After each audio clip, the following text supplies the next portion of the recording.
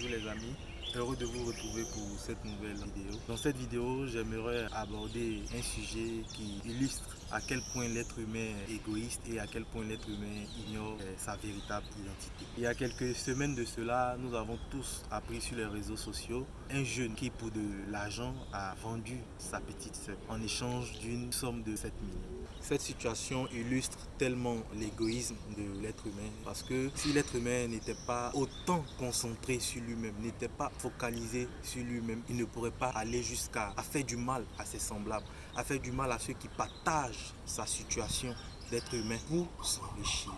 Cela illustre le niveau très élevé d'égoïsme de certains d'entre nous.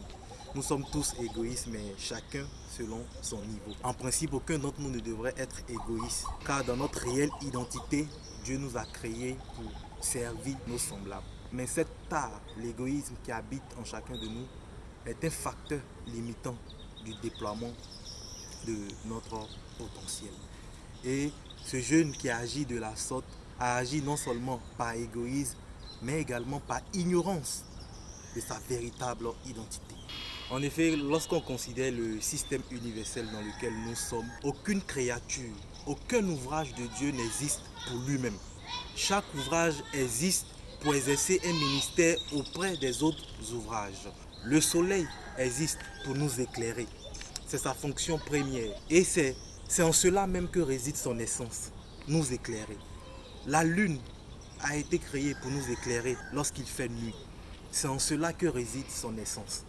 Il en va de même pour nous tous en tant qu'ouvrage de Dieu.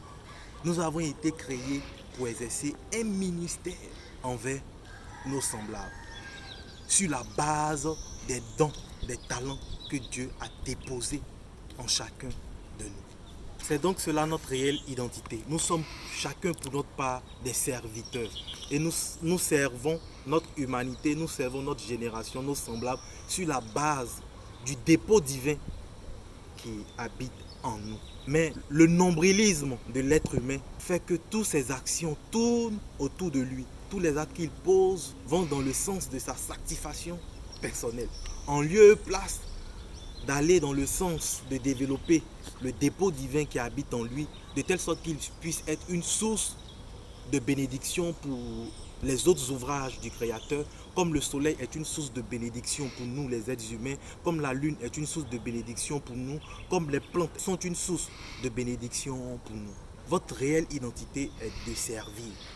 Votre réelle identité n'est pas de rechercher l'argent à tout prix, de rechercher l'argent par tous les moyens, de rechercher l'argent sans aucune valeur éthique et morale. Non, vous avez été créé pour servir sur la base des dons et des talents que Dieu a déposés en vous. Il y a une parabole que Jésus a partagée avec ses disciples lors de son passage sur terre qui disait que le royaume des cieux était semblable à un grain de sénévé que Dieu plante dans une terre. À telle enseigne que ce grain de sénévé-là devenait un arbre, portait des fruits sur lesquels les oiseaux du ciel venaient s'abriter et s'alimenter. Cette parabole illustre tellement le potentiel de l'homme. Dieu a caché en vous des dons, des talents sur lesquels vous devez travailler de façon continue, permanente, à telle enseigne que vos semblables viennent auprès de vous pour s'abreuver, pour se ravitailler. Telle est votre réelle identité. Il y a la vie d'un homme qui illustre très bien ce que j'essaie de dire. Il s'agit de M. Nick Vujicic, qui est un homme qui est né sans membres. Il n'a pas de bras, il n'a pas de jambes. Et cet handicap même a failli l'empêcher de fréquenter l'école classique parce que dans l'état où il vivait, on voulait l'empêcher d'aller à l'école.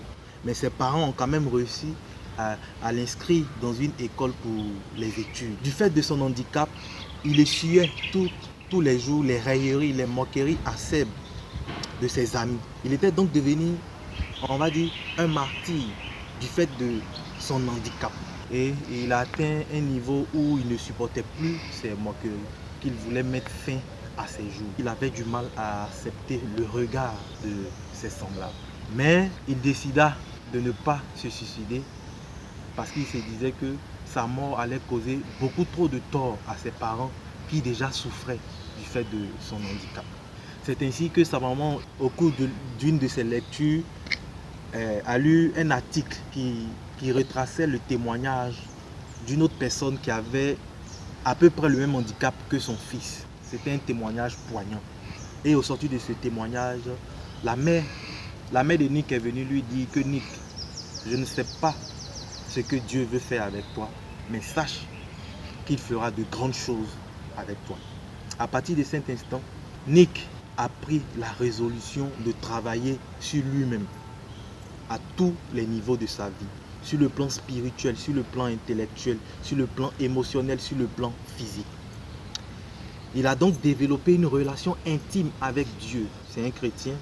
Il a grandi dans sa foi avec le Seigneur. Et au bout d'un certain temps, il a senti en lui qu'il pouvait utiliser sa vie comme un témoignage vivant pour inspirer ses semblables à aller au-delà de toutes les difficultés, de tous les obstacles auxquels ils sont confrontés. C'est ainsi qu'à l'âge de 17 ans, Nick commence ses premières conférences de motivation et crée son organisation à but non lucratif dénommée Life Without Lamps, qui signifie la vie sans membres. Une organisation à but non lucratif qui est consacrée aux personnes vivant avec un handicap. Parallèlement à cette initiative humanitaire, Nick poursuit ses études et ces études-là se soldent par un diplôme de l'enseignement supérieur qui lui donne une double qualification en comptabilité et en planification financière. Il n'avait que 21 ans. Aujourd'hui, en plus de son métier classique, il se consacre à ses conférences de motivation et aux activités de son organisation. Il a su se surpasser pour servir à sa génération le potentiel que Dieu avait déposé en lui. Nick, malgré son handicap, a pratiqué certains sports, notamment la natation. Moi-même qui vous parle, malgré tous mes membres, je ne sais pas nager. Mais Nick a surpassé cet handicap au point où sa capacité même de nager est supérieure à moi qui ai tous mes membres. Sa vie est un témoignage poignant. Aujourd'hui, il est sollicité par les organisations aussi bien chrétiennes que non chrétiennes pour donner des conférences de motivation pour inspirer ses semblables à croire en leur potentiel et à se mettre au travail pour servir à leur génération ce potentiel. Frère, toi qui par égoïsme, qui par ignorance a vendu ta soeur pour de l'argent, je ne te condamne pas. Tu l'as fait par ignorance et par égoïsme. Si tu connaissais ta réelle identité, qui était de devenir un homme aussi grand, aussi excellent, à telle enseigne que les humains viennent s'abreuver auprès de toi, tu aurais agi ainsi pour que ta petite sœur vienne s'abreuver auprès de toi et non qu'elle vienne trouver la mort auprès de toi. Tu l'as fait par ignorance et je sais que si de façon sincère tu te repentes, le Seigneur peut faire de grandes choses avec toi. Cela m'amène à motiver toutes ces personnes qui me regardent actuellement. Qu'importe les difficultés, qu'importe les soucis, vous avez en vous la capacité, le potentiel de mûrir afin d'être un serviteur pour votre génération. Et comme vous l'aurez remarqué, pour que votre potentiel mûrisse, pour que votre potentiel atteigne la maturité, à tel point que vous soyez un grand serviteur de l'humanité, vous devez avoir un environnement favorable. Le grain de sénévé était dans une bonne terre. C'est pour cela que ce grain-là est devenu un arbre fruitier sur lequel les oiseaux du ciel venaient s'abreuver. Vous avez besoin de la bonne terre. En tant qu'un être tripartite, c'est-à-dire que vous êtes spirituel, vous êtes âme et vous êtes corps. Vous avez besoin d'un environnement spirituel, d'un environnement intellectuel, émotionnel, d'un environnement physique qui va favoriser votre développement à telle enseigne que les oiseaux du ciel viennent s'abreuver auprès de vous. La grande question qui peut maintenant venir dans votre esprit, c'est comment créer cet environnement idéal pour que le potentiel de l'homme se développe. À commencer par l'environnement spirituel qui est la base de tout. Comment trouver cet environnement spirituel? Je vous invite à donner des ébauches de réponses à cette question dans les commentaires. je vais m'arrêter ici pour aujourd'hui. Likez la vidéo, commentez, partagez-la. Si vous n'êtes pas encore abonné à la page, abonnez-vous. Et à la prochaine pour aborder ce sujet d'environnement idéal dans lequel nous pouvons nous développer. Merci de m'avoir suivi.